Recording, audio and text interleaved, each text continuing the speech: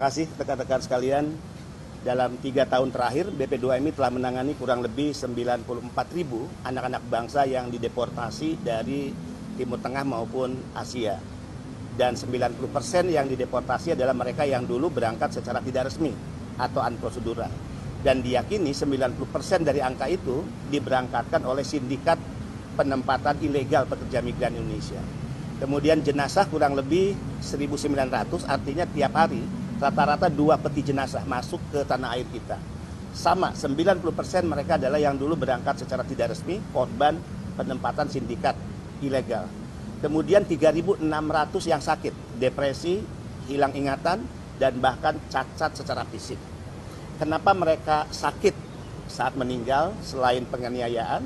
Karena yang ilegal pasti tidak pernah mengantongi hasil medical check up, termasuk tes psikologi sebagaimana yang diwajibkan kepada mereka yang berangkat resmi. Alarm praktek TPPO ini sebetulnya sudah diingatkan oleh World Bank.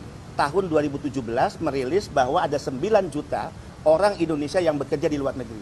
Padahal yang tercatat resmi di Cisco P2MI itu kurang lebih hanya 4,7 juta.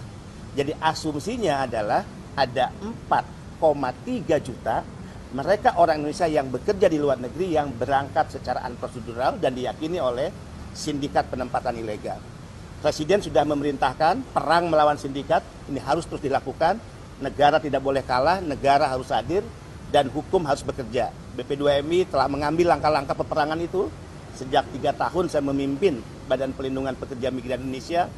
Dalam pandangan saya, negara ini tidak diproklamirkan untuk para pejabat negaranya minum kopi dan makan siang dengan para penjahat atau mentolerir segala bentuk kejahatan.